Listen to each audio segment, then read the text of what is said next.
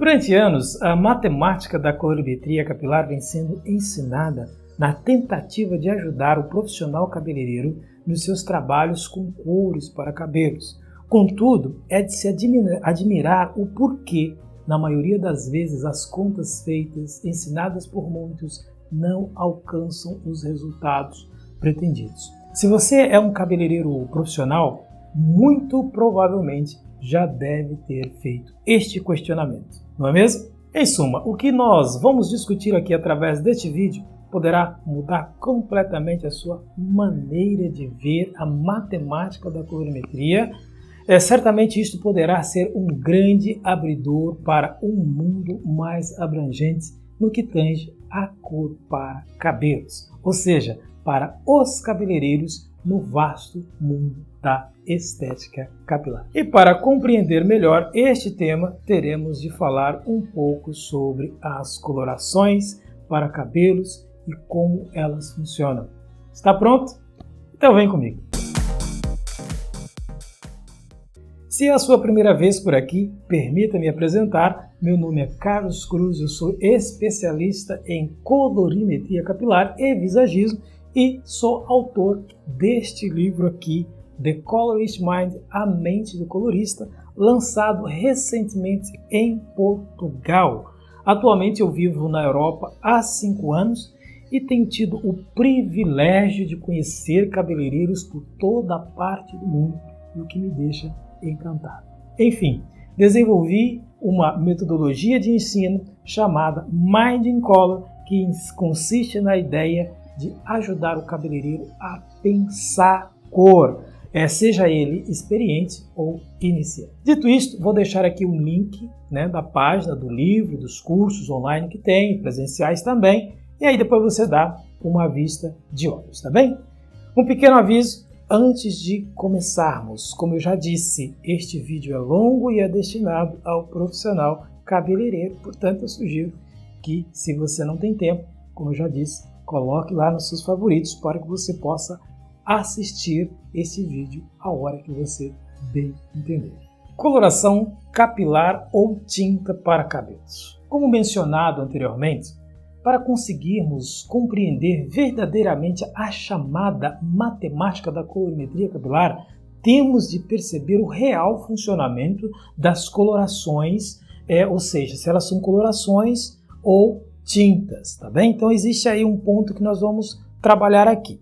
Primeiro ponto a ser elucidado é que quando nós falamos de cor para cabelos, ou seja, de tinta para cabelos por oxidação, não é correto dizer tinta e sim coloração, porque por norma nós não pintamos os cabelos e sim colorimos, dado ao fato de que coloração capilar trabalha com processo de construção de cor, ou seja, todos estes pormenores também estão explicados detalhadamente neste livro aqui.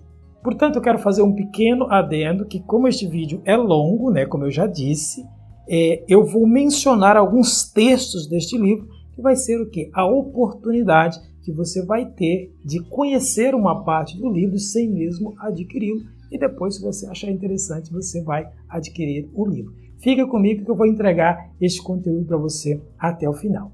Construção de cor. Sendo assim, quando é percebido que a coloração capilar necessita ser oxidada para revelar a cor, fica óbvio que não se trata de uma tinta como muitos acreditam. Dito isto, se faz necessário compreender como se dá o processo de construção de cor dentro dos cabelos no meio oxidativo.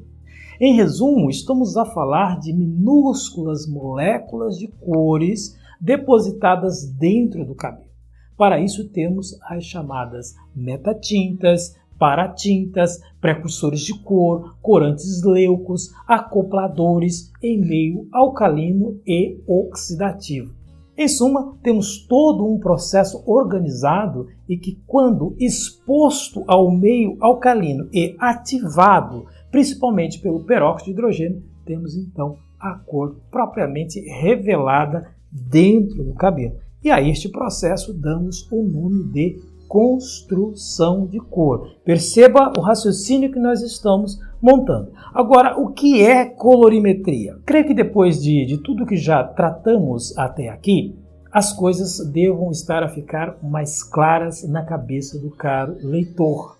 Porventura, se ainda não estiver, vai ficar a partir de agora. Enfim, colorimetria capilar é a métrica que estuda as cores naturais dos cabelos, cujo objetivo é a alteração deles com pigmentos e corantes naturais, prevendo assim as suas possíveis combinações. Certamente a colorimetria capilar tem um papel fundamental no dia a dia do profissional cabeleireiro, pois proporciona ferramentas e conhecimento do vasto mundo das cores e das suas combinações. Todos os conceitos, estruturas químicas e suas combinações que decidi mencionar, articular por vários ângulos neste livro, é para evidenciar que o mindset de um colorista é muito diferente de um cabeleireiro convencional. A minha missão enquanto colorista profissional é fazê-lo pensar como um colorista profissional.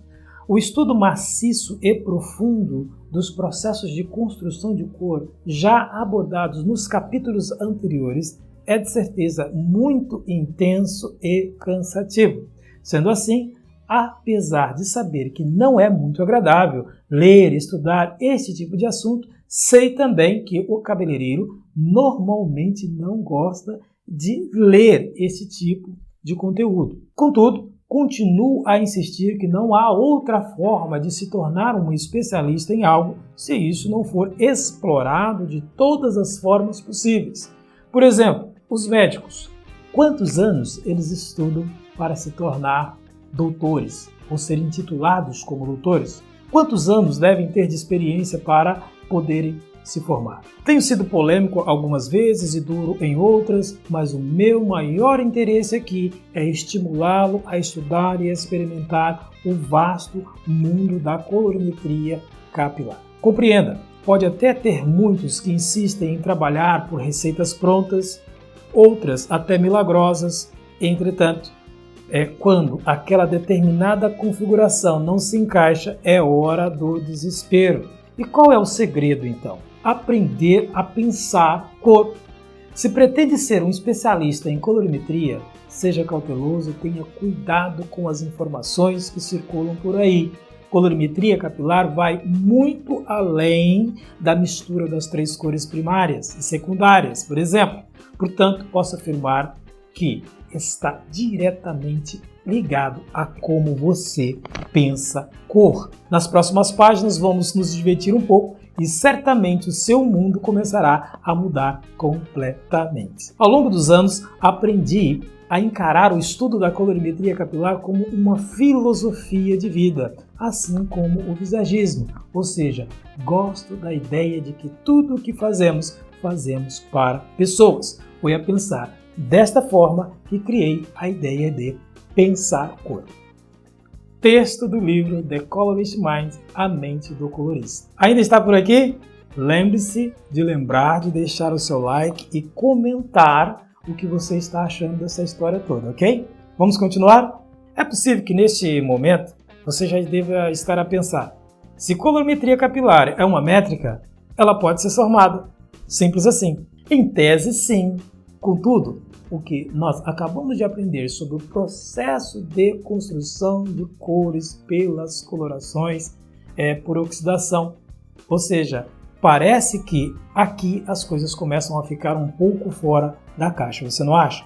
Vejamos, se uma coloração capilar, presta atenção, se ela é composta por agentes químicos específicos, depende necessariamente de um ambiente específico para revelar a cor dentro dos cabelos. Ou seja, todo esse processo foi criado em laboratório pelos químicos.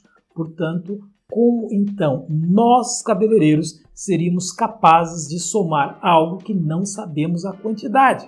Enfim, fazer matemática da colorimetria capilar. Vamos continuar. Por norma, utilizamos a estrela de Oswald para estudar as cores dos cabelos. Entretanto, posso lhe afirmar que a estrela não é de Oswald. Contudo, este será um assunto para um próximo vídeo ou um próximo post, tá bem? Agora vamos falar um pouquinho sobre as cores primárias. Basicamente, as cores primárias na colorimetria capilar são classificadas em azul, vermelho e amarelo. Todavia, estas cores chamadas de primárias só são primárias no sistema de leitura chamado RYB. Eu tenho um post onde eu explico ao pormenor todos esses pontos, que também faz parte do conteúdo do livro. Sendo assim, as cores secundárias são as misturas das cores primárias, gerando assim as chamadas secundárias, ou seja, o roxo, o violeta, laranja e o verde. E aí nós temos o que? As cores terciárias. De forma resumida, esta seria a base do estudo da colorimetria capilar, ensinada nos cursos tanto presenciais como nos cursos online para cabeleireiros. Ou seja, as cores terciárias seriam todas as cores resultantes das misturas das primárias e secundárias, ou seja, aplicada nos cabelos. Contudo, se isto é tão simples assim, por que ainda tem tantas dúvidas na hora de aplicar as cores nos cabelos e obter os resultados pretendidos? Estranho, não acha? Vamos continuar. Para além de sabermos quais as classificações das cores, também é preciso aprender a observar a temperatura delas. Neste caso, as coisas começam a ficar um pouco mais interessantes, pois é necessário usar de conhecimento e sensibilidade, e talvez a partir daqui a colorimetria capilar começa a deixar de ser apenas uma métrica. Em seguida temos a classificação das cores quentes. O mesmo acontece no caso das cores quentes. Entretanto, para explicar tudo isso, eu teria de entrar propriamente no estudo da psicologia das cores e principalmente o visagismo, ou seja, este vídeo nunca terminaria. Contudo, eu devo afirmar que aqui está uma das principais chaves para o verdadeiro sucesso em cor para cabelos. Enfim, continue aqui comigo que logo entenderemos a questão da matemática da colorimetria. Perceba que eu estou montando aqui um raciocínio para lhe entregar algo, tá bem? Agora vamos falar de altura de tom. O termo altura de tom pode ser facilmente percebido por nível de saturação que cada cor apresenta ao ser misturada, aplicada, etc. Ou seja, é o nível de intensidade de luz que uma determinada cor é capaz de refletir, dando a ela a percepção visual de ser mais ou menos escura. Em seguida, nós temos aquilo que nós chamamos de nomenclatura das cores. Para ajudar na compreensão deste conceito, criou-se a chamada nomenclatura das cores, sendo assim é lida e interpretada da numeração que vai do 1 ao 10. Veja esta imagem, também conhecido como tons base ou tom de base. Em suma, em pouquíssimas palavras, temos aqui quase um curso de colorimetria capilar básico. Mas no caso da nomenclatura das cores, também podemos perceber que as colorações são sempre separadas por um primeiro número e em seguida, após um ponto ou uma vírgula, temos um ou dois números que representam as nuances. Portanto, estes números podem representar, ou seja, a direção da cor. No caso de quando os números são duplicados, pode significar que aquela determinada cor ela pode ser mais intensa. Aqui nós temos um exemplo do 731, que é um ouro médio, o 3 é o dourado, o 1 seria o cinza. Ou seja, neste exemplo temos os números a representar uma cor específica da cartela de cores, aquelas que são comumente utilizadas dentro dos salões de beleza. Contudo, eu quero fazer um pequeno adendo aqui. Este 731 que eu acabei de mencionar, ele não é dividido dentro como é costumeiramente dividido dentro da matemática da colorimetria. Isto é uma cor única, tá bem? Ou seja, esse conceito é muito complexo, também está dentro do livro e não seria possível explicar todos estes detalhes, ok? Sendo assim, temos os números que representam as chamadas nuances, que é, na verdade, os números que vêm após o ponto ou a vírgula, como já mencionei. Contudo, estes números não podem ser seguidos à risca, pois trata-se de uma representação numérica genérica e que nem sempre é adotado por todas as empresas de cosméticos com o mesmo significado. E aqui é que começam as coisas ficarem confusas para muitos cabeleireiros. Perceba que a cada minuto vamos montando o raciocínio, ou seja, aprender a pensar cor. Todavia é importante perceber a utilização numérica para representar as escalas de clareamento dos cabelos. Por outro lado, isso não significa que estes números são passíveis de serem necessariamente somados a fim de se obter um resultado exato. Estou sendo enfático e repetitivo nessa questão. Agora vamos falar um pouco de fundo de clareamento. Trata-se do fundo residual que cada cabelo apresenta quando exposto a processo de despolimerização das melaninas. Sendo assim, tudo que é construído no quesito cor cosmético num cabelo deve ser levado em conta o processo de despolimerização das melaninas. Em suma, fundo de aclaramento é o fundo residual que cada cabelo apresenta após uma aclaração, um aclaramento com coloração por oxidação, descoloração ou super aclarantes ou super clareadores, tá bem? Por norma, sua escala é medida pela altura de tom, que pode variar do vermelho intenso ao amarelo muito claro. Normalmente é apresentada por uma escala numérica, como nós já falamos também, que pode ir do 1 ao 10 para o fundo de aclaramento. Este processo é comum em trabalhos relacionados à cor cosmética. Isto só não acontece em casos específicos como o albinismo ou em cabelos brancos, que aí já é um outro tema também. E este texto que eu acabei de falar com você também faz parte do livro, tá bem? Ou seja, estou entregando muitas partes do livro aqui para você. Melaninas. Sobretudo, não há como falar de fundo de aclaramento sem mencionar o termo melanina, ou seja, o estudo das melaninas, que, diga-se de passagem, é um mundo à parte. As melaninas são diretamente responsáveis por todo o resultado pretendido dentro de um processo de coloração, ou seja, na colorimetria capilar. Dado ao ensino inequívoco deste estudo, existem profissionais que defendem a existência de melanina azul nos cabelos. Eu afirmo que isto não existe, portanto, está mais do que provado através da tricologia. Com tudo isso também está explicado aqui no livro, tá bem? Agora vamos entrar propriamente na matemática. Matemática da colorimetria capilar existe ou não?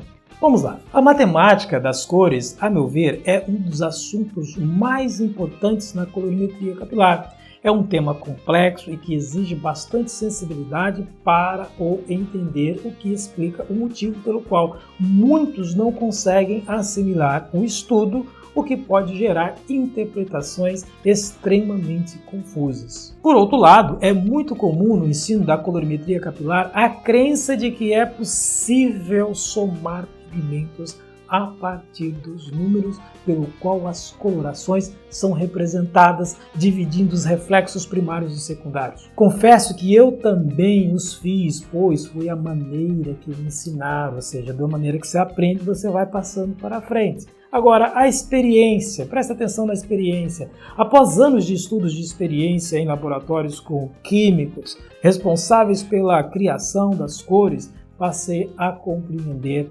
parte deste universo profundo e oculto para muitos. Eu devo orientá-lo que as coisas não são exatamente desta maneira que acontece, tá bem? Devo admitir que quando eu decidi pesquisar sobre o mundo dos pigmentos, confesso que eu me senti bastante relutante em colocar todo este material e nem sempre é algo agradável de se ler. No entanto, compreendi que se não houvesse uma base pela qual você, o cabeleireiro, o leitor, pudesse se nortear, seria muito difícil chegar à total clareza dos fatos. A grande questão. A pergunta que faço ao caro colega é muito simples. Como somar um precursor de cor, um acoplador, um agente intermediário, tendo em conta o processo de oxidação, reações climáticas, técnicas de aplicação, pesos, medidas e ainda ter uma soma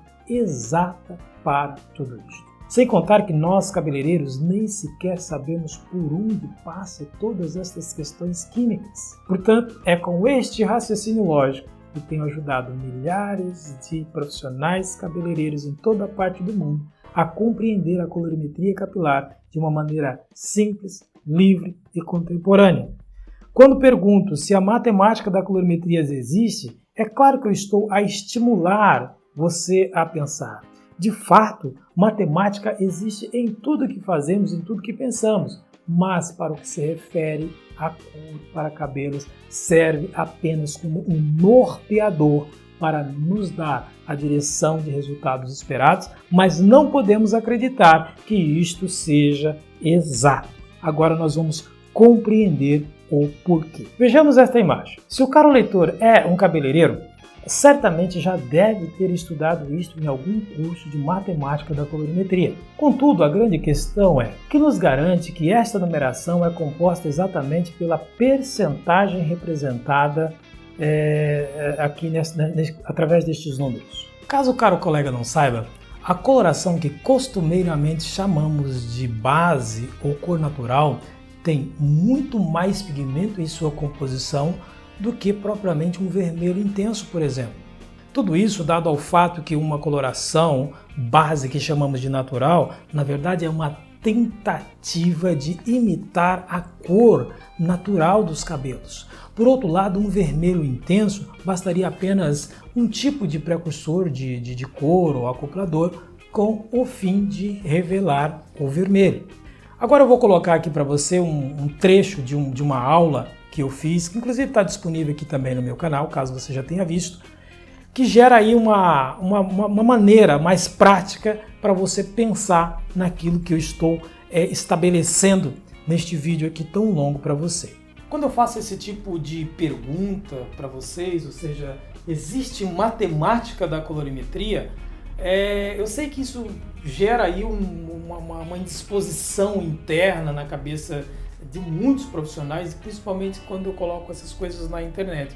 Mas a questão é a seguinte, se uma coloração ela precisa de um agente acidificante, agentes intermediários, agentes complexantes, intermediário de cor, precursores de cor, aí vem o creme base, aí eu preciso de um meio alcalino para isso tudo funcionar.